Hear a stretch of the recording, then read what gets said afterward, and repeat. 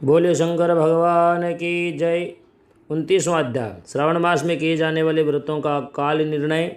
ईश्वर बोले, हे सनत कुमार, अब मैं पूर्व में कहे गए व्रत कर्मों के समय के विषय में बताऊंगा। हे महामुने, किस समय कौन सा कृत्य करना चाहिए उसे सुनिए। श्रावण मास में कौन सी तिथि किस विहित काल में ग्रहण के योग्य होती है और उस तिथि में पूजा जागरण आदि से संबंधित मुख्य समय क्या है। उन सब व्रतों के वर्णन के समय कुछ व्रतों का समय तो पूर्व में बता दिया गया है।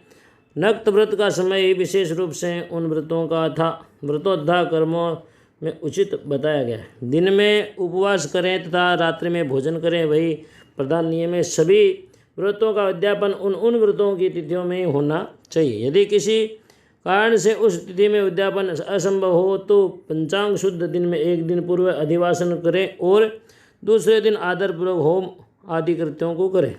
धारण पारण व्रत में तिथि का घटना बढ़ना कारण नहीं है। श्रावण मास के शुक्ल पक्ष की प्रतिपदा तिथि में संकल्प करके उपवास करें, पुनः दूसरे दिन पारण करें, इसके बाद दूसरे दिन उपवास करें। इसी क्रम से करना रहे।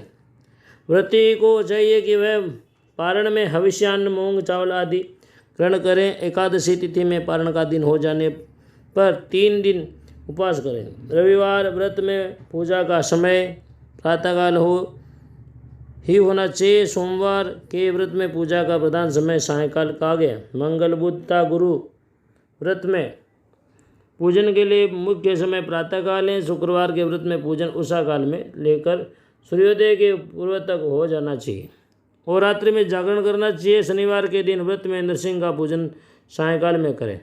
शनि के व्रत में शनि के दान के लिए मध्याह्न मुख्य समय कहा गया है। हनुमान जी के पूजन का समय मध्याह्न है। अश्वत्थ पूजन प्रातःकाल करना चाहिए। हे वश, रोटक नामक व्रत में यदि सोमवार युक्त प्रतिपदा तिथि हो तो वह प्रतिपदा 3 मुहूर्त से कुछ अधिक होनी चाहिए, अन्यथा पूर्व योगिनी प्रतिपदा ग्रहण करनी चाहिए।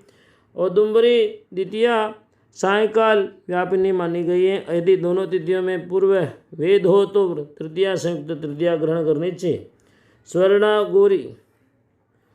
गौरी नामक व्रत की तृतीया तिथि चतुर्थी युक्त होनी चाहिए। गणपति व्रत हेतु तृतीय विद्य चतुर्थी तिथि प्रशस्त होती है। नागों के पूजन में षष्ठी युक्त पंचमी प्रशस्त होती है। सुपोधन व्रत में सायंकाल सप्तमी युक्त षष्ठी श्रेष्ठ होती है। शीतला के व्रत में मध्याह्न काल व्यापनी सप्तमी ग्रहण करनी चाहिए। देवी के पवित्र आरोपण व्रत में रात्रि व्यापनी अष्टमी तिथि ग्रहण करनी चाहिए। नक्त व्यापनी कुमारी नामी प्रशस्त मानी जाती है। इसी प्रकार आशा नामक जो 10वीं तिथि है वह भी नक्त व्यापनी होनी चाहिए। विद्य एकादशी का त्याग करना चाहिए। हे मुने, उसमें वेद के विषय में सुनिए। एकादशी व्रत के लिए अरुणोदय से 10वीं का वेद है वैष्णवों के लिए तथा सूर्योदय से 10वीं का वेद सम्राटों के लिए निंद्य होता है। रात्रि के अंतिम प्रहर का आधा भाग अरुणोदय होता है। इसी रीति से जो द्वादशी है वह पवित्र आरोपण में ग्राह्य।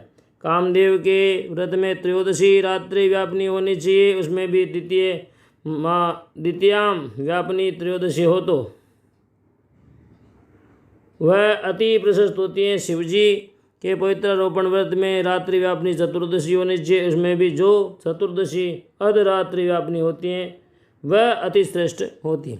उपाकर्म तथा उत्सर्जन कृत्य के लिए पूर्णिमा तिथि तथा श्रवण नक्षत्र होने चाहिए। यदि दूसरे दिन 3 मुहूर्त तक पूर्णिमा हो तो दूसरा दिन ग्रहण करना चाहिए, अन्यथा तैत्तिरीय शाखा वालों को ऋग्वेदियों को पूर्व दिन ही करना चाहिए। तैत्तिरीय यजुर्वेदियों कि 3 मुहूर्त पर्यंत दूसरे दिन पूर्णिमा में श्रवण नक्षत्र हो तब भी पूर्व दिन दोनों कृत्य करने चाहिए। यदि पूर्णिमा और श्रवण दोनों का पूर्व दिन 1 मुहूर्त के अनंतर योग हो और दूसरे दिन 2 मुहूर्त के भीतर दोनों समाप्त हो गए हो तब पूर्व दिन ही दोनों कर्म होना चाहिए। यदि हस्त नक्षत्र दोनों दिन अपराह्न काल व्यापी हो तब भी दोनों कृत्य पूर्व दिन ही संपन्न होने चाहिए।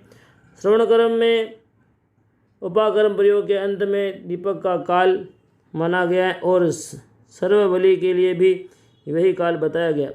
पर्व के दिन में अथवा रात्रि में अपने अपने गृह सूत्र के अनुसार जब भी इच्छा हो उसे करना चाहिए। इस दीपदान तथा सर्व बलिदान कर्म में अंत अस्तकाल व्यापनी पूर्णिमा प्रशस्त है।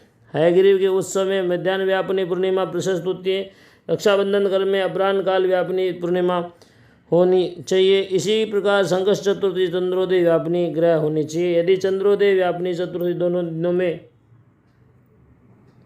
हो अथवा दोनों दिनों में न हो तो चतुर्थी व्रत पूर्व दिन में करना चाहिए, क्योंकि तृतीय में चतुर्थी महान पुण्य फल देने वाली होती है। अतः ही वत्स व्रतियों की चाहिए कि गणेश जी की प्रसन्न करने के लिए इस व्रत को करें। गणेश चतुर्थी, गौरी चतुर्थी और बहुला चतुर्थी, इन चतुर्थियों के अतिरिक्त अन्य सभी चतुर्थियाँ अन्य देवताओं के पूजन के लिए पंचमी विधा कही गई है। कृष्ण जन्माष्टमी तिथि निश्चित भी अपनी ग्रहण की जानी चाहिए।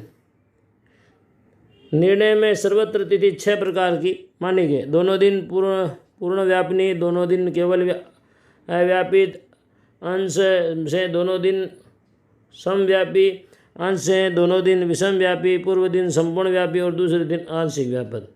पूर्व दिन आंशिक व्यापी और दूसरे दिन अव्याप्ति। इन पक्षों में से 3 पक्षों में जिस प्रकार संदेह नहीं उसे सुनिए। विषम व्याप्ति में अंश व्याप्ति में अधिक व्याप्ति उत्तम होती है। एक दिन तिथि पूर्ण है, वही तिथि दूसरे दिन अपूर्णा कही जाती है। अव्याप्ति तथा अंश में व्याप्ति, इनमें अंश व्याप्ति उत्तम होती है। जब अंश व्याप्ति पूर्ण हो तथा अंश में सम हो वहाँ संदेह होता है और उसके निर्णय में भेद होता है। कहाँ युग में व्याग कैसे, बार तथा नक्षत्र के योग से, कहाँ प्रधान देव योग से और कहीं पारणा योग से। जन्माष्टमी व्रत में संदेह होने पर तीनों पक्षों में ग्रह होती है। यदि अष्टमी 3 प्रहर के भीतर ही समाप्त हुई हो तो अष्टमी के अंत में पारण हो जाना चाहिए और उसके बाद यदि अष्टमी उषा काल में समाप्त हो तो पारण उसी समय करना चाहिए। निपिठोर नामक व्रत में मध्याह्न व्यापनी अमावस्या शुभ होती है और वृषभ के पूजन में साय काल व्यापनी अमावस्या शुभ होती है। कुशों के संचय में संगव काल दिन के 5 भागों में से दूसरा भाग व्यापनी अमावस्या शुभ कही गई है। सूर्य के कर्क संक्रमण में 30 घड़ी पूर्व का काल पुण्य में होता है और सिंह संक्रमण में बाद की 16 घड़ियाँ पुण्य में। साथ ही कुछ मुनि पूर्व की 16 घड़ियों को भी पुण्य में मानते। अगस्त के अर्घ्य का काल तो व्रत वर्णन में ही कह दिया गया है। हे वत्स, मैंने आपसे यह कर्मों के काल का निर्णय कह दिया। जो मनुष्य इस अध्याय का श्रवण करता है तो इसका पाठ करता है, वह श्रवण मास में किए गए सभी व्रतों का फल प्राप्त करता है। इस प्रकार श्री स्कंद पुराण के अंतर्गत ईश्वर सनत कुमार संवाद में श्रावण मास महात्म्य में व्रत निर्णय का निर्णय कथन नामक 29वां अध्याय पूर्ण हुआ। बोले शंकर भगवान की जय।